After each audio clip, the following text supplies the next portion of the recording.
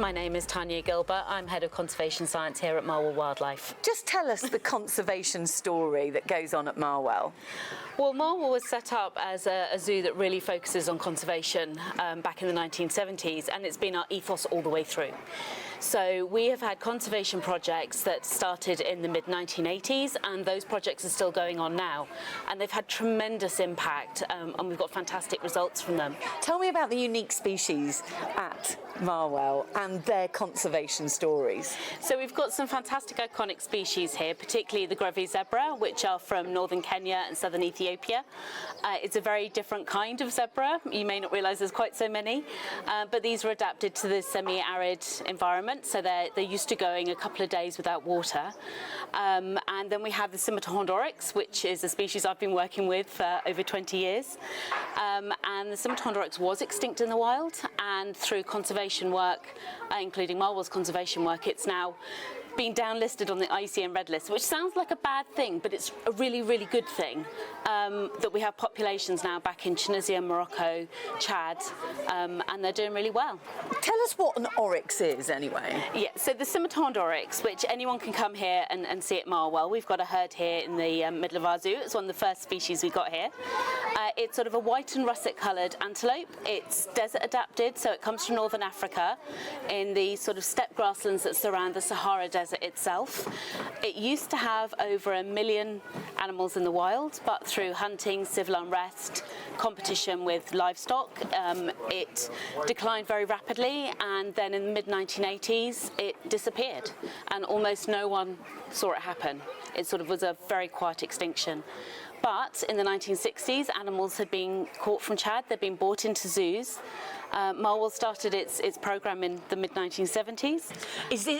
Did you start working with the oryx because you knew it was extinct in the wild? It wasn't extinct when we started working with them, but it was heading that way, and it was heading that way very quickly. And so our founder, John Knowles, loved scimitar-horned oryx, was aware of their story, and was really passionate about their conservation. So, you know, we had a herd. We've sent animals all around the world, to Australia and the US and countries in Europe. And then in 1985, we sent the first herd back to Buhedma National Park in Tunisia, the first reintroduction for the species. No one knew if it would work. It was about the same time they were disappearing from the wild entirely in Chad, and it was a risk, and the oryx did absolutely brilliantly. They adapted really quickly. So what were you doing at Marwell then? Were you breeding them? Did you have a programme going on to build a herd to send to Tunisia? Mm-hmm. So we had a breeding programme at Marwell. So it started off very much as a breeding programme, and now we sort of consider them to be population management programmes. We used to run the UK version of that, so UK Zoos Cooperating, and then it expanded into a European programme back in 1989. And it was Marwell's objective to, you know, secure the species in zoos and then provide animals for reintroductions. It must be a proud moment when you go to endangered rather than extinct. How did that feel? It's incredible. It's absolutely incredible. You know, I was part of a reintroduction project in 2007, and going out there, releasing the animals from their crates and seeing them that first morning, you know, sort of shivering, trying to gather together in the patches of sunlight, and seeing them then released into an area where they'd gone extinct. They didn't exist there before, and then they were back, and they're doing really well. And, you know, we're a number of generations on, 15 years and several generations on, and, you know, they're exploring the mountains. They know exactly where all their food resources are. They're breeding really well.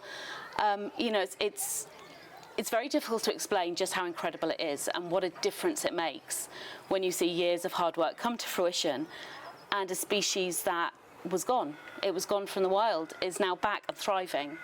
It's a moment of real pride. Sorry, I'm starting to tear up a little. No, we love that. We love that. But actually, that's it, isn't it? You know, this animal was extinct in the wild, and through some hard, long years, you've managed to reintroduce it. And look, you have some tears, rightly so. I cry at everything. But no, it is a moment that's, you know, conservation can be very difficult. It's a lot of hard work. The payoffs take a long time to happen. And I think that's one of the great things about Marwell is we're in it for the long haul. You know, we started our programme with scimitar-horned oryx back in 1985, and we are still working on it today.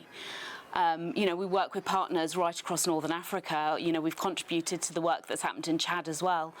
And I think it's that collaboration, that long-term commitment and that partnership that actually makes Marwell quite unique, but it also means that we have an impact that carries on over years and years and years, and it builds.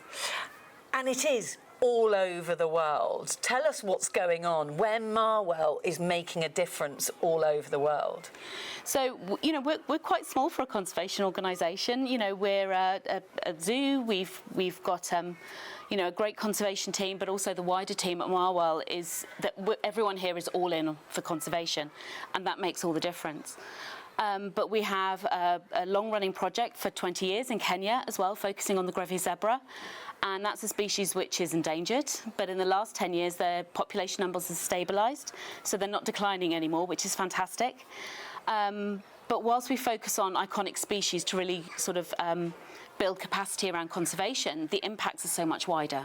So we might work with scimitar-horned oryx, but we're conserving the wider environment and all the species that live in it. And the same goes for Grevy zebra in northern Kenya. The Grevy zebra is another one that you work with. Tell us about the Grevy zebra. What makes a Grevy zebra, or a gravy zebra, whichever way you want to say it.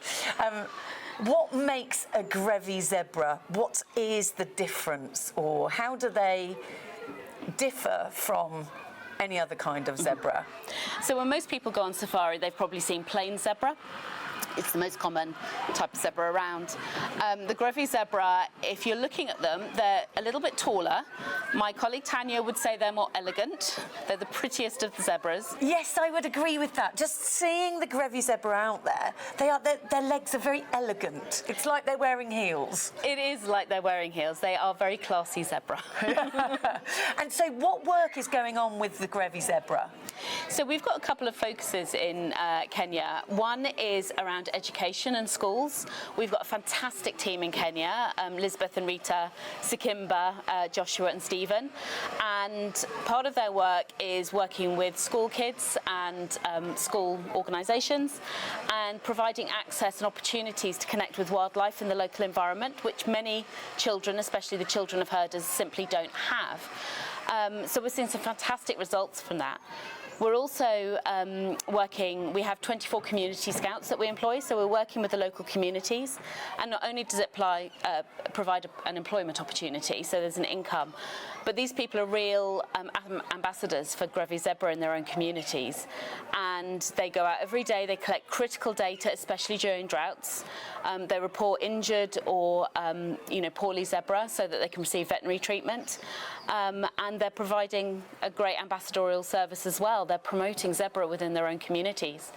And we've seen in periods of drought in the last few years in Kenya when local people are really short of water, they're really struggling, they are choosing to share their water resources with Grevy zebra.